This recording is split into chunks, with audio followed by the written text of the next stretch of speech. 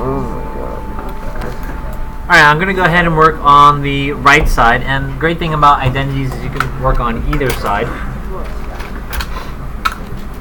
1 plus cosine alpha, I changed mine to alpha.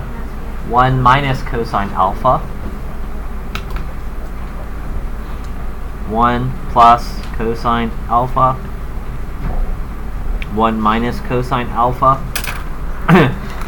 Multiplying 1 cosine alpha, or 1 cosine alpha, negative 1 cosine alpha, negative cosine squared alpha. So there I'm just using FOIL.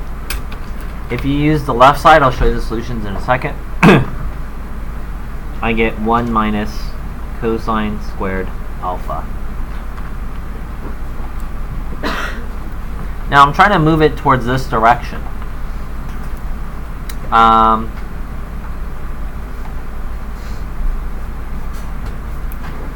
Let's use the Pythagorean identity. Sine squared plus cosine squared equals 1. If I subtract cosine squared here, I get sine squared equals 1 minus cosine squared. Yes?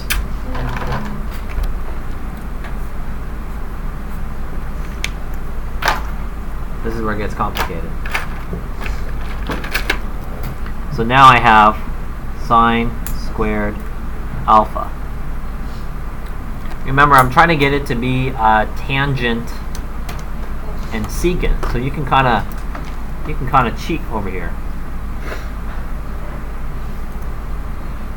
Tangent is really what class?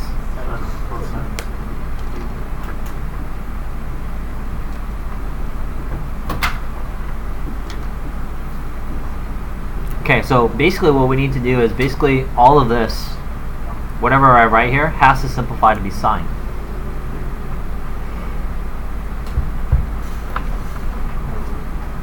Anyone else got an idea? Cosine what?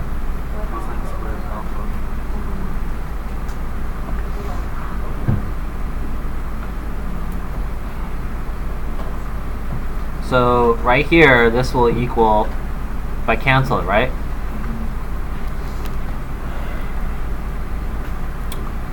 So if I cancel here, I don't want to cancel.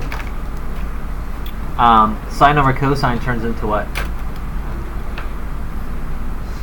Tangent squared alpha. And cosine turns into what? Remember, look where I need to go.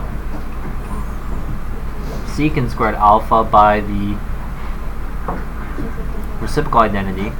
So my answer, tangent squared alpha all over secant squared alpha. This was just all my side work there.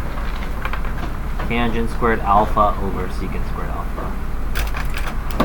Raise your hand if you got that, if you did the right side. Now, let me show you what happens if you chose to worked on the left side. Look here.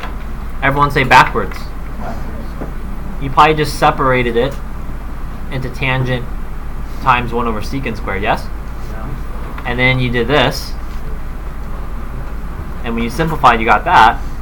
And then you use the Pythagorean identity. So actually, it doesn't matter which side you work with. You can still get the same answer.